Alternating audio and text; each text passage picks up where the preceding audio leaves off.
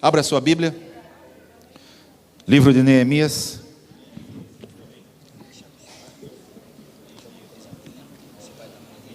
Capítulo 8.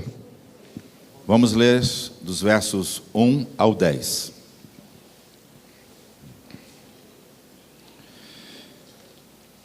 Encontrou o livro de Neemias? Se você encontrou, diga glória a Deus. Se você não encontrou, diga, espere um pouco, pastor, eu vou achar.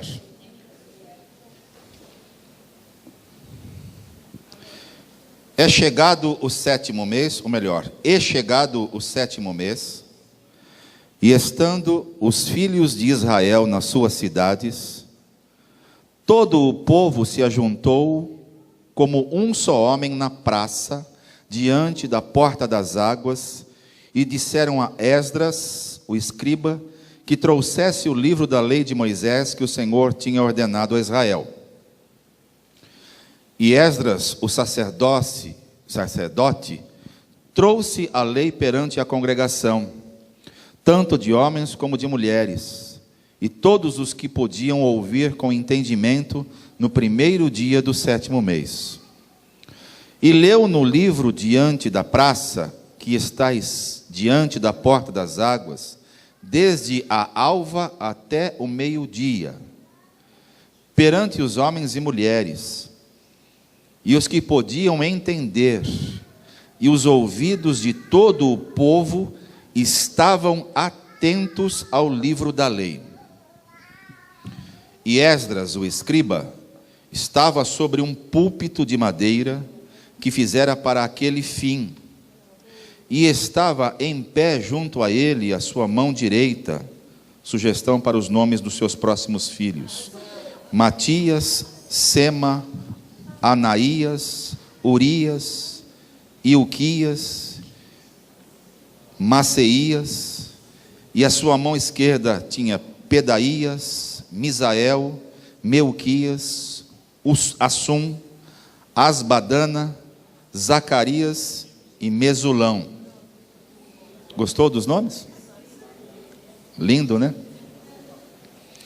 E Esdras abriu o livro perante a vista de todo o povo, porque estava acima de todo o povo. E abrindo-o ele, todo o povo se pôs em pé. E Esdras louvou ao Senhor, o grande Deus, e todo o povo respondeu: Amém, Amém, levantando as suas mãos, e inclinaram suas cabeças e adoraram ao Senhor com os seus rostos em terra. Mais uma lista para você. Talvez você não ficou contente com a primeira. Quem sabe agora você queira adotar um desses nomes para os seus filhos. E Jesuá, Bani, Serebias, Jamim, Acube, Sabetai, Odias, Maceias, Quelita, Azarias, Josabade, Anã, Pelaías, e os levitas ensinavam o povo na lei, e o povo estava no seu lugar. E leram no livro, na lei de Deus, e declarando e explicando o sentido, faziam que lendo se entendesse. E Neemias, que era governador, e o sacerdote Esdras, o escriba, e os levitas que ensinavam ao povo, disseram a todo o povo: Este dia é consagrado ao Senhor vosso Deus. Então não vos lamenteis, nem choreis, porque todo o povo chorava, ouvindo as palavras da lei. Disse-lhe mais ainda: Ide, comei as gorduras, bebei as doçuras, e enviai porções aos que não têm nada preparado para si, porque este dia é consagrado ao nosso Senhor. Portanto, não vos entristeçais, porque a alegria do Senhor é a vossa força. Pai, eu quero, nesta noite, junto com os meus irmãos, bendizer esta palavra, e que ela venha em forma de clareza, revelação a todos nós, a fim de que Jesus seja glorificado. Amém. Eu estou hoje concluindo esta série com vocês, que o Senhor deu à comunidade, relacionando a vida deste líder, deste homem de Deus chamado Neemias. Durante esses meses nós vimos como Deus compartilha o seu coração. Nós procuramos aplicar nossa atenção nas verdades que mais chamaram a nossa atenção. Porque Deus, quando quer restaurar alguém, seja individualmente ou familiarmente, Ele o faz com um propósito. Diga, propósito. Deus não faz nada por acaso. É importante você saber disso. Foi a ocasião. Não, a ocasião não. Foi Deus trabalhando na minha e na sua vida, a fim de que Ele revelasse o seu coração a mim e a você, para que nós experimentássemos toda a dádiva que vem da parte dEle. Foi isto que o Senhor foi mostrando desde o primeiro dia em que aplicamos o nosso coração neste livro de Neemias. Vimos que é importante saber onde chegar, como chegar e que resultados esperar deste processo. Todo projeto de restauração, vimos que exige um plano. Ninguém que queira experimentar restauração a terá sem que receba de Deus um plano. É assim que funciona. Deus não oculta nada de mim e de você. Deus pretende revelar-se a mim e a você. Deus quer colocar no seu e no meu coração aquilo que Ele pretende fazer na minha e na sua vida. E vimos que todo o processo de restauração vai exigir de cada um de nós a consciência de que estamos em um campo de batalha. É inevitável, não dá para ignorar, não dá para você fechar os olhos e achar que você receberá algo da parte de Deus, quer seja para você, quer seja para os seus negócios, quer seja para a sua família, para o seu casamento ou para qualquer área, sem que você tenha esta consciência de que você está em campo de batalha.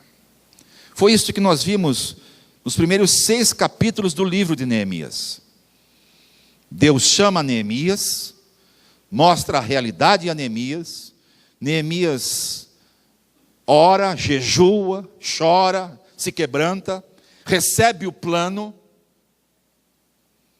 Em seguida começa a convocar pessoas, chama para perto, chama para si as famílias, e começa então o processo. Nesse ínterim tem sempre aqueles que querem paralisar o projeto. Neemias discerne aqueles espíritos, atua na força de Deus e os vence. E agora chegamos aqui no capítulo de número 8, nos versos 1 em diante, quando você se deparou aqui com uma leitura específica. O texto está dizendo que após toda a recuperação daquela muralha, as famílias agora organizadas, Deus agora pretende fazer algo naquele povo. O que é que Deus tem desejado fazer naquele lugar e quer fazer nesta igreja, na minha e na sua vida? Deus quer que haja uma experiência significativa de uma igreja em que é revelada a ela a grandeza de Deus. Deus deseja agora falar com esta igreja, com cada um de nós, a fim de que as palavras de Deus seja exaltada na minha e na sua vida em todo o tempo. Isto chama-se avivamento. É Deus levantando agora uma igreja, a partir de mim e de você, comprometida com a sua palavra, Os resultados são fantásticos. Quando a palavra de Deus vem ao meu e ao seu coração, e isto é revelado a cada um de nós.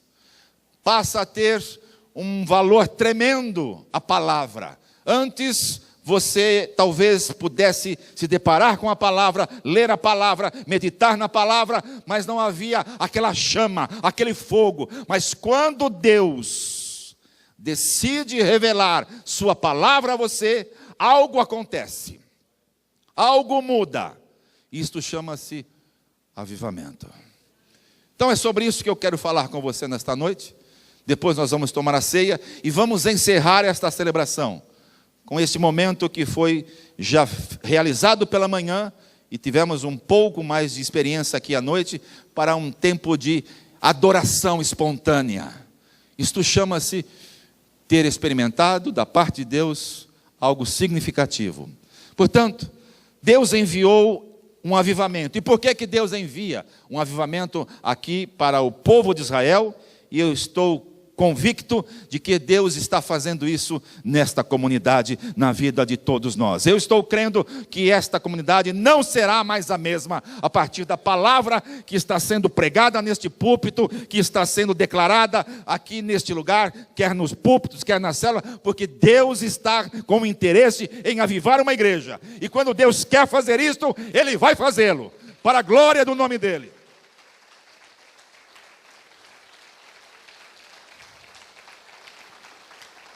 Como é que começa um avivamento, meus amados? Começa com Deus visitando o povo. É sempre assim. A iniciativa vem da parte dEle. Deus, quando encontra corações desejosos, corações ardentes, homens e mulheres sedentos pela palavra, esteja certo, é o início de um avivamento, é o início de Deus visitar o seu povo, é o início de Deus visitar uma família, é o início de Deus visitar um jovem, um casal, um idoso, e algo acontecer da parte dele. Deus começa fazendo isso, visita o povo. Mentes e corações daquele rebanho lá de Israel começam a ser abertos, os olhos se abrem. Não basta você ter vontade,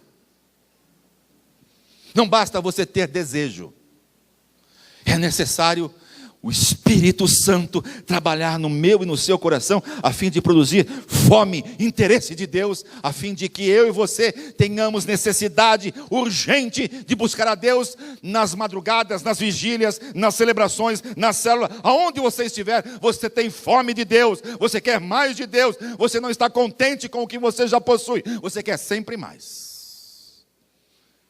Se você está neste ponto, esteja certo, você será impactado pela palavra e pelo Espírito de Deus na sua vida. Para Deus, a reconstrução dos muros não era somente o fim. Todo o livro de Neemias, a gente acha que Neemias queria apenas restaurar o muro de uma cidade. Não, Deus queria restaurar as famílias. E Deus começou a trabalhar com as famílias. Deus começou a trabalhar dentro das suas casas, a fim de que aquele povo se organizasse, e por organizado que fora, eles então chegaram ao êxito de reconstruir toda uma cidade. Diga para a pessoa que está ao seu lado: Deus começa com uma família. Deus começa em casa. Deus começa lá onde ninguém está vendo, porque a obra que Ele quer fazer na sua vida, na sua casa, tem dimensões extraordinárias. Como é que se deu este trabalho? Preste muita atenção. Esse trabalho se deu com a existência, a ajuda de Deus, de uma comunidade verdadeiramente piedosa. Quer saber como é que Deus promove um avivamento? Quando Deus encontra homens e mulheres piedosos. O que é uma pessoa piedosa? Pio vem de santo. Santo vem de alguém separado. Alguém que não tem outro interesse na vida, a não ser glorificar a Deus. Trabalhar, se envolver, para que Deus seja glorificado. Se você está vivendo um momento desse, esteja certo. é o momento exato para Deus vir e avivar uma igreja, avivar uma família, avivar qualquer área da minha e da sua vida. Uma igreja que aprendeu a se desenvolver, uma igreja e um povo que aprendeu a se tornar maduro. Por isso chamam até hoje Jerusalém de cidade santa. Quando estive lá, era exatamente assim que eu ouvia do guia que nos conduzia. Nós vamos agora à cidade santa, à terra santa. Não que a terra, o solo, os materiais minerais sejam santos, mas o povo que Deus colocou naquele lugar se tornou um povo santo. E quando Deus encontra isso numa igreja local, homens e mulheres santos de Deus, estejam certos, algo vai acontecer para a glória de Deus. Agora, qual era a necessidade daquele povo? Qual era? A primeira necessidade que é importante encontrar-se em cada um de nós é a necessidade espiritual. Se você é daqueles que diz assim, não preciso de nada, espiritualmente falando, já sei, já aprendi, já ouvi, não tenho nada a acrescentar, esteja certo, não virá o avivamento na sua vida. Mas se você é daqueles que diz assim, sou o principal, eu é que preciso, eu é que necessito, é comigo, Senhor, ensina-me, fala, instrui-me, esteja certo, como aconteceu em Jerusalém, vai acontecer na sua vida. Além de uma necessidade, houve um desejo. Necessidade e desejo são diferentes? Sim, são diferentes. Necessidade é a realidade em que cada um de nós nos encontramos. Passado alguns anos, a tendência de todos nós é nos acomodarmos, achar que não há mais nenhuma necessidade, espiritualmente falando. Passam-se os anos e as pessoas vão se acostumando. Qual foi a orientação que o Espírito Santo deu a João? Lá na ilha de Pátimos, há uma igreja. Olha, vocês têm muitas coisas boas, mas vocês perderam algo. Perderam o amor. O primeiro amor. Perderam a essência. Se tornaram religiosos. Acabaram se acostumando com o ritmo ou com a maneira pela qual vocês se conduzem. O que houve em Jerusalém ali nos dias de Neemias é que Deus olhava para as famílias e via neles fome, desejo santo de Deus. Eles não se conformavam com nada. E porque tinham necessidades e desejo, Deus então compareceu. Quantos querem ver na sua vida, na sua família e nesta igreja, o Senhor agindo de forma poderosa? Isto chama-se necessidade e desejo. Fale para a pessoa que está ao seu lado. Se você estiver necessitado e estiver desejoso, esteja certo, o Senhor virá sobre a tua vida.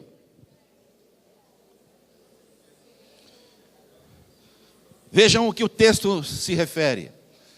Esdras levanta-se, toma um púlpito de madeira, começa a ler a palavra. Esdras pega a palavra. E durante 5 horas, a Bíblia diz, e você leu comigo, que era da alva da manhã até o meio-dia. 5 horas de culto. Fala para o seu irmão, fique tranquilo, essa comunidade não tem 5 horas de culto.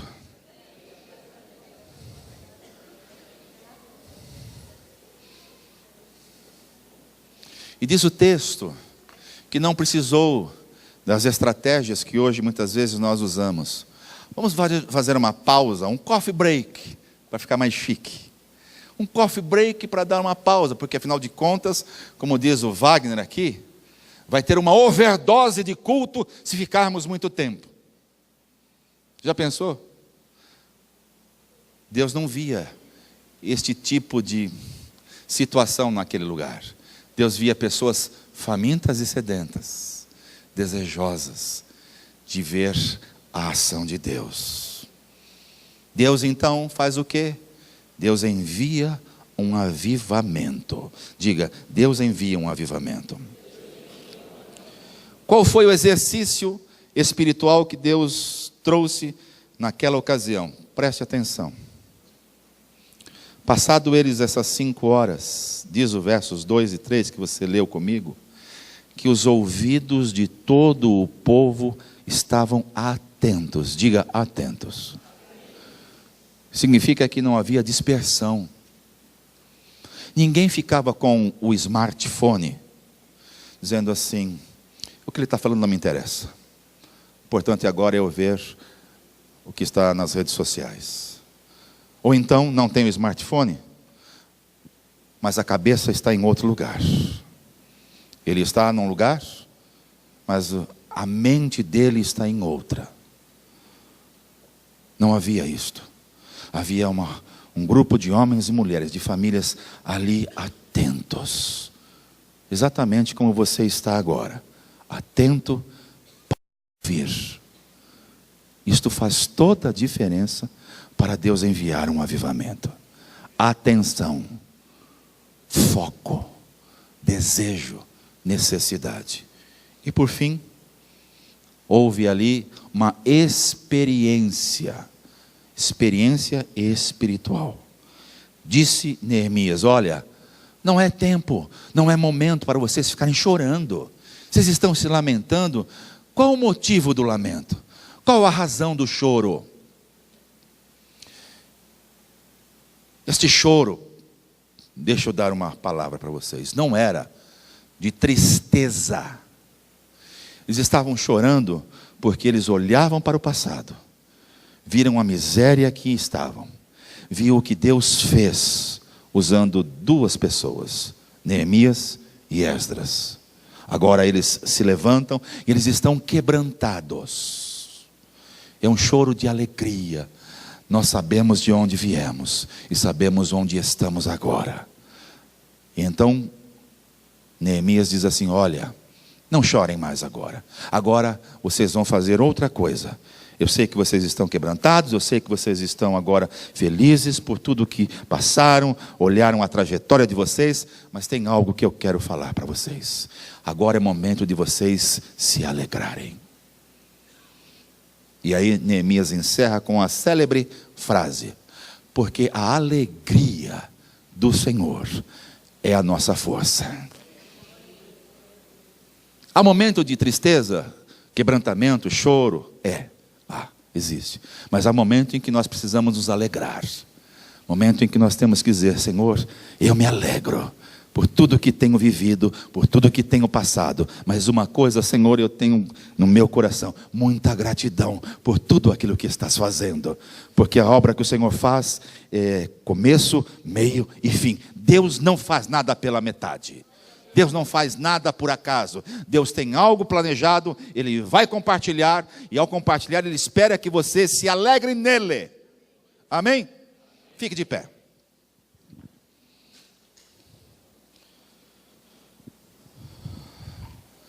Experimentado isto, diz o texto que você leu comigo, que aquele povo deu uma resposta. O que é que o povo deu? Você pode dizer mais uma vez? Mais uma vez?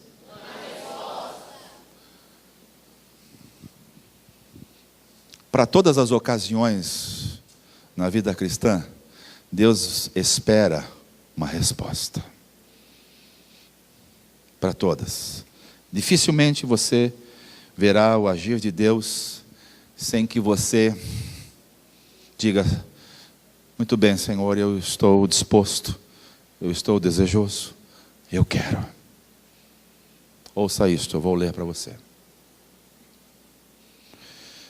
Quando Deus encontra numa família, numa igreja local, um jovem, um adolescente, um junior, um adulto, e este encontra sua nova vida em Cristo. Quando um cristão abatido experimenta qualquer forma de estímulo e de renovação na sua alma e no seu coração, quando esta pessoa passa a obedecer a Deus, deixa a alegria invadir o seu coração. Paixão por Deus. Este é o segredo, meus irmãos.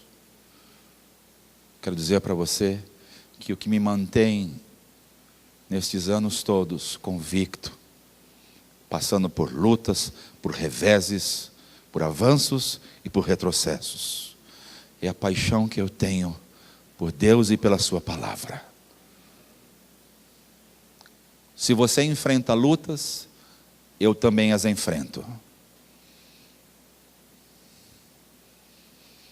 Sendo pastor de um rebanho, antes de você ser atingido, o diabo tem um grande interesse de atingir a mim. Tenho ficado incomodado com algumas coisas que andam acontecendo bem próximas a mim. Vocês estão notando a ausência da minha esposa? Ela voltou a ter inflamações novamente e eu estou preocupado. Porque o diabo tenta me tirar do foco. Porque se ele atingir a mim, ele vai atingir todos vocês. Se ele conseguir abater a mim, ele vai abater cada um de vocês. E hoje eu estou decidido a buscar ainda mais a Deus. Se o diabo pensa que ele está me intimidando, é justamente agora que eu vou para cima dele.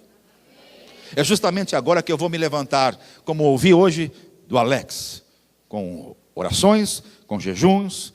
Já tenho feito isso para o grupo principal, que reúne-se comigo toda segunda-feira. Tenho pedido para que eles orem, eles estão fazendo isso, mas eu estou entendendo de que eu preciso buscar ainda mais a Deus. Isso chama-se paixão.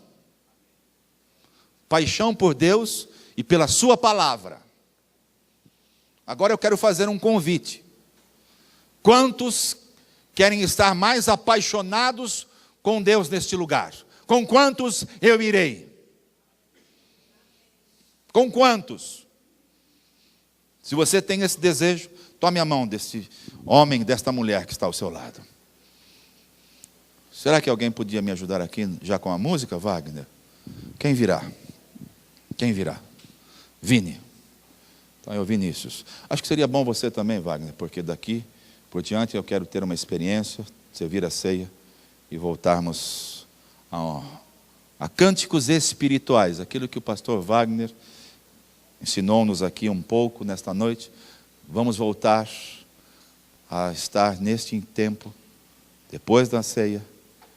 Quero convidar você a experimentar algo diferente da parte de Deus. O Senhor colocou no meu coração nesta noite que algo vai acontecer. Algo da parte dele virá sobre cada um de nós neste lugar. Se é com você que eu irei, que está me dizendo que está apaixonado por Deus, pela sua palavra. Se você está me dizendo que vai se dedicar ainda mais a adorar a Deus e a sua palavra, algo vai acontecer na sua vida e neste lugar. Diga assim comigo: Pai amoroso, obrigado, porque com Neemias eu aprendo inúmeras lições. E o Senhor me chama para falar, para anunciar o teu plano na minha vida. Quero, Senhor, aprender mais. Quero me dedicar mais à leitura da palavra. Quero, Senhor, ter tempo com a oração, com a comunhão no Espírito Santo. Pai, eu quero que a tua igreja seja avivada neste lugar. Senhor, eu me disponho a me envolver ainda mais com a tua obra. Quero, Senhor, entregar a ti meu coração, meus pensamentos, tudo o que tenho. Senhor, eu quero fazer da minha vida, da minha família, do meu lar e desta igreja um lugar de avivamento. Abre os meus olhos, incendeia o meu coração, para eu provar, e esta igreja, de um momento novo na sua existência. Tudo isto acontecerá na medida em que eu estiver mais apaixonado pela tua palavra e pela vida no altar. Eu não vou recuar por todas as lutas e enfrentamentos que o diabo tiver para me paralisar. Pelo contrário, eu vou em frente, porque eu sei que este é o caminho que o Senhor tem para a minha vida, para a minha família e para esta igreja. Obrigado, Pai, por aprender tanto com Neemias, um líder visionário.